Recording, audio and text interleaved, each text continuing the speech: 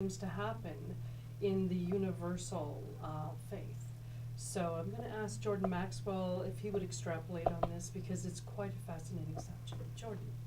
Well, that's a very difficult subject, and I don't think anyone truly understands well enough to validate how this happens. It is, of course, a spiritual phenomenon in which humans do not deteriorate. Certain humans do not deteriorate after death. But the old ancient Knights Templars during the medieval times had a saying, as above, so below. So many things which happen to us here on earth has a reason in heaven, so to speak. As above, so below. So there must be some kind of a matrix going on which certain individuals are chosen by the Spirit to continue their physical existence to as a reminder, if nothing else, of their works and what they represented while they were in the life form on the earth. So it's very difficult to explain phenomena, especially this kind of a strange occurrences where certain people's bodies do not deteriorate. May I ask you a question, Jordan? What about Padre Pio? He could bilocate. He can be at two places at once. He had stigmata, and he exuded holy oils. And when he died, the stigmata healed, and the holes in his hands were healed. And it's really fascinating how that happened, and I was wondering if maybe you could kind of explain, why is it Padre Pio? I do know one thing, a lot of the people who have the incorruptible phenomena, interestingly enough, are of Jewish descent. Many Christians, many Catholics are Judeo-Christians. They were Jewish and they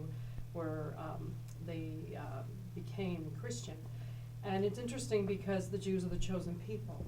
So could you maybe elaborate a little bit on that aspect of it? Because I know that like Saint Joseph of Cupertino could levitate when he said Mass, and he was of Jewish heritage. So was Padre Pio. And I know Saint Bernadette, Saint Clare, Saint Francis. Saint Francis, when they dug him up after 800 years, he was still warm, and they cut off his arm, and his arm bled, fresh blood. So I think a lot of people are interested, like I have a vial of holy oils, which is from one of the incorruptible saints. They exude an oil which you can use, and it heals people, and it's just so, what it is it shows the triumph over death, that we survive death. And maybe, Jordan, you can explain a little bit of what bilocating is, what holy oils and holy perfumes, many of these dead saints, when they exhumed them, they smelled like perfume, just magnificent fragrances, and they were in limestone. Their bodies did not decompose. It is such a fascinating subject. I think we shouldn't run away from things that, since we're out of the box radio, we need to get out of the box on these subjects. We need to start talking about it, and we need to bring it to the surface. We need to not be afraid. We're not afraid to say things that we know, use colloquialisms and phrases that, we know. Why don't we talk about what we don't know, and what we ask questions we're afraid to hear the answers of? We are out of the box, and Jordan is the perfect person to get out of the box with me on this. Let's get out of the box, Jordan.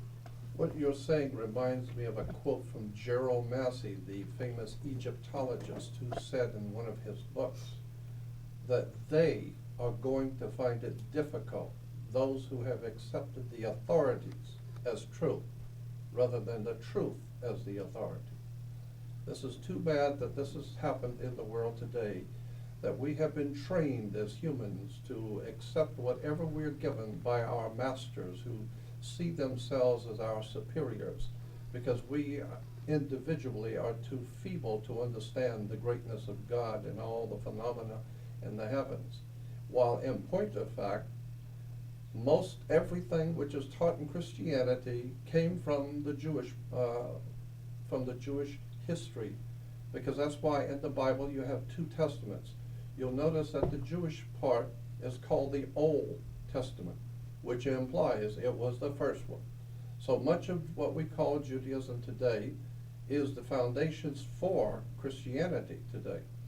So knowing that and understanding that, you begin to go back into the ancient times and see what the ancient rabbis were teaching, what the ancients knew that we still today do not know. And the reason why Christianity does not know these secrets of the Jews is because it is considered important knowledge, but the Christians do not see it as important. They see their own religion as important, and thereby miss the foundations upon which their religion is based. So all I would say is that one needs to do some deep study into the phenomena of the things which are happening on the earth today, because of many spiritual things which are transpiring in front of you. But if you're not waiting for it, if you're not looking for it, you will never see. So it's a very important subject of understanding the symbols of God and how it is used in the world today. Jordan, I thank you so much for that. I wanted to ask you if you could maybe speak a little bit about bilocating.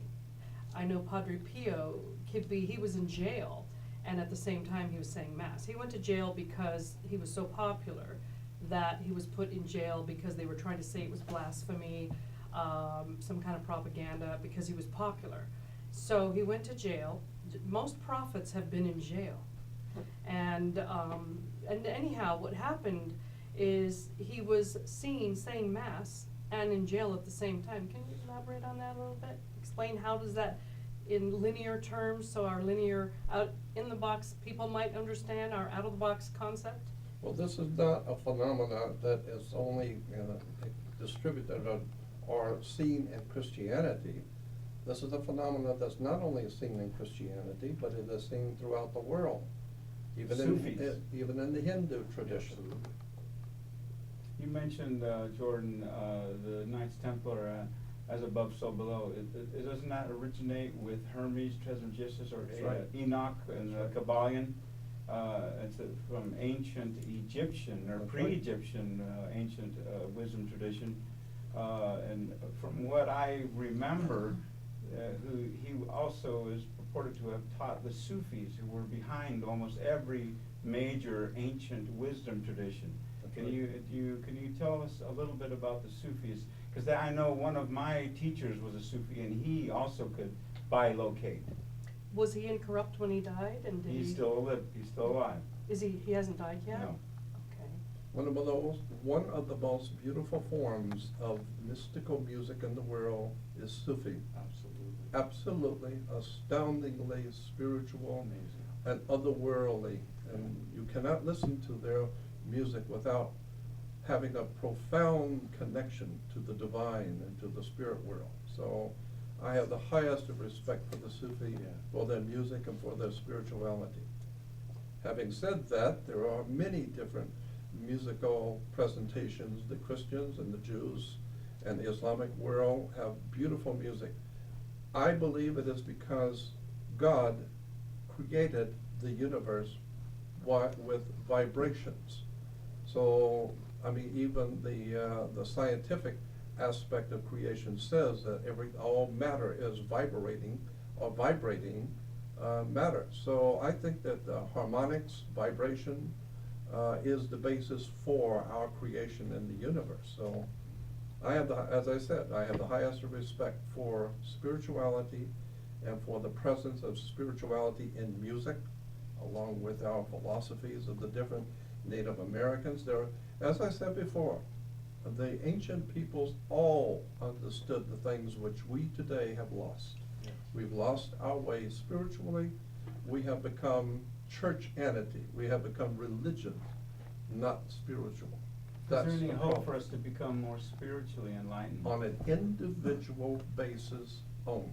As a civilization, no. No civilization has ever shown itself to continue to hold true to its original spiritual belongings and thinking. But as individuals today, it's even more difficult, given the world that we live in today. Pardon me, So Jordan. yes, on an individual basis. Pardon me, Jordan. One of the things I wanted to also bring out, that was a really interesting conversation about music, because music is very spiritual. They say if you sing or you dance, you've prayed twice. So I agree, music is one language we don't argue in, and I think we need more of it. But I had another question I wanted to ask you about the incorruptibles, which is, Why is it that the majority of the incorruptible saints who've had the most profound phenomena being holy perfumes, being flexible, bilocating, being able, like the Saint Philomena oil is a liquid that you can still use. Why is it that most of them are of Jewish descent? We talk about genetics a little bit because in the Jewish faith, they always make sure they marry a Jewish female, and maybe you can kind of correlate that to the incorruptibles, and maybe that explains why the most profound paranormal supernatural phenomena with the incorruptible saints happens to be from those particular saints who are direct descendants of Judaism.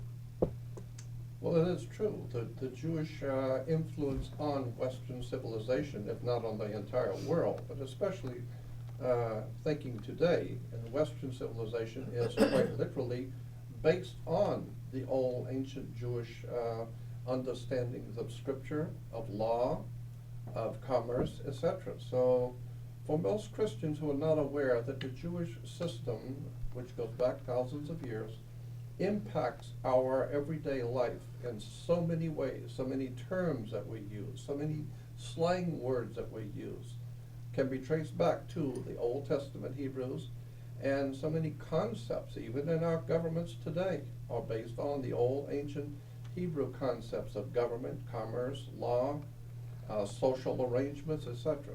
So yes, it is true that the Jewish people have contributed an enormous amount to Western civilization, period.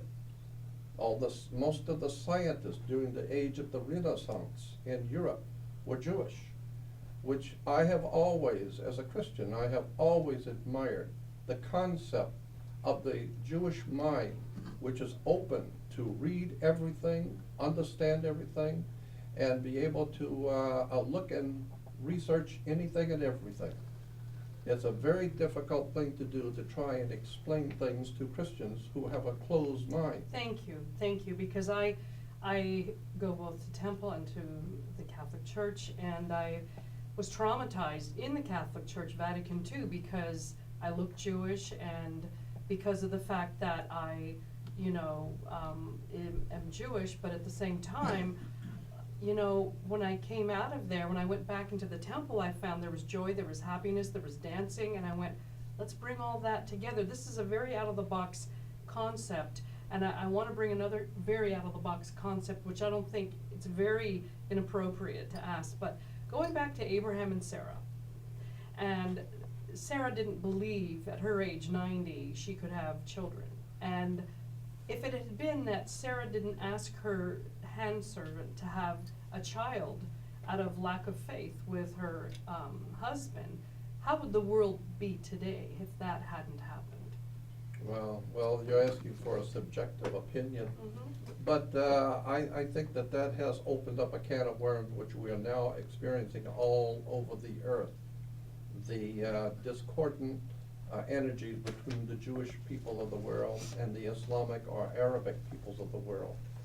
This goes all the way back to the Old Testament, and it's unfortunate because, very unfortunate because, both the Arabic peoples and the Jewish people are actually of the same blood. They're the same people. They're the same, coming from the same area of the world. They should be friends. They should be brothers and sisters. And rather, I believe that the political powers of this world have decided that it is better to divide and conquer. So therefore, as Jesus even said, a house divided against itself cannot stand. And therefore, the Arabic peoples, as a one unit, could be a very powerful force on the earth. But keep them divided, and their power is diminished. So I believe that the wars and the ill feelings going on between Arabs, Jews, and Christians is actually not coming from the heart. I believe it's more political and being orchestrated by the churches and by people who have political motives. I believe all people realize that there's only one God that created all mankind, and we're all brothers and sisters, and there's going to come a time when that's going to become very apparent even to the political masters who see themselves as our leaders today. They're not our leaders, they're our misleaders. Thank you so much for that, because there's one more question. I really need you to get out of the box on this question. Let's talk about, there are some people who don't believe there is evil, that there is a force of evil, that there's Satan or a devil. That's just your imagination. Everybody's wonderful, going to heaven in a banana boat. Well, if that's true, why did Jesus get all bloody on a cross? And if that's true, why do we have wars? So can you shed some light on the concept of good and evil, and is there a real devil, and is there really evil? Because there are a lot of people who kind of have this everyone's going to heaven on a banana boat, let's all dance, you know. Can you, maybe they're right, maybe my point of view is wrong, but could you shed some real linear logic on it? Well, I'm not, for myself, perfectly sure that there is such an entity, shall we say, who we would call the devil.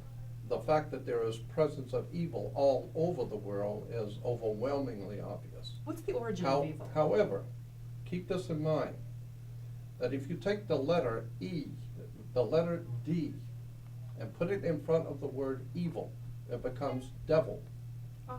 And take the word good, which is also comes from the root word for God.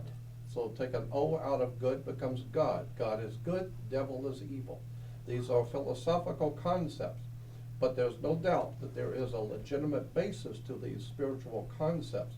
Well, as to whether there is an, in fact, devil, in fact, is still open in my mind for discussion. There very well Lucifer. might be. The name Lucifer is what I'm referring to. Now that's a different question completely, because Lucifer is not necessarily the devil. Okay. That was a misunderstanding But is he during the evil? Middle Ages. Lucifer, is he evil, or what force, whose side is he on? Actually- Evil or not evil? Good or evil? Actually, the Bible says that Jesus is Lucifer. Jesus himself calls himself Lucifer in the book of Revelation, the last chapter, 22, verse 16, where Jesus said, I am Lucifer. I am Therefore, the light. Lucifer is not the devil. According to the Bible, Lucifer is Jesus. That is biblical. So- Look it up in any biblical encyclopedia, look it up in any Lucifer Bible. means light. It's the Latin word for light. And Jesus said, I am the light of the world. Okay, so to people who are legalistic and very in the box and waiting with their hatchets to attack people who are different, how do we communicate to them gracefully so that they don't themselves become, outraged and become, continue to carry on and reacting as terrorists and warmongers? How do we communicate this to them in a way where it'll put the hairs on the back of their neck back in place? I don't think you can. I don't think that they want to be enlightened. There's none so blind as those who choose not to see. Okay. So I believe that if you want to know, you will yourself begin to research and study, because your mind is like a parachute. It doesn't work if it's not open. Thank you, So Jordan. you need to have an open mind and begin to read and study, and especially pay attention to the things which you don't like to hear, or the things which you absolutely do not believe. Right. You need to do some homework and begin to look at the thoughts and the belief systems of other peoples, because they are just as valid and just as important to the development of humanity as your particular religion might be. Because God is too big for one religion. That's beautiful. That is so enlightening. I want to thank you so much, Jordan, because the reason this show was created out of the box is there's so many in-the-box people going around with their hatchets spreading peace with a gun, or a knife, or a hatchet, or poison gas, or germ warfare, and greed, and the 7 capital sins of pride, envy, lust, rudeness, cruelty, etc.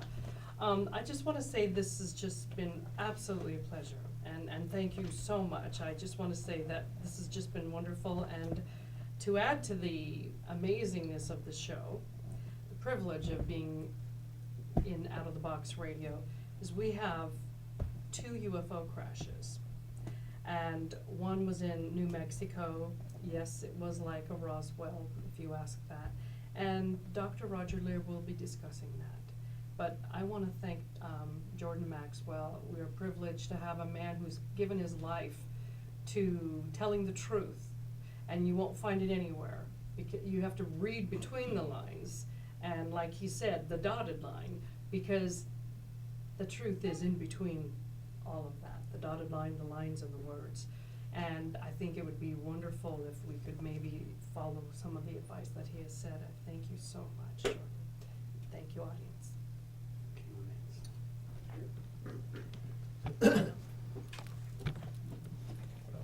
Unless you send a check. Beautiful job.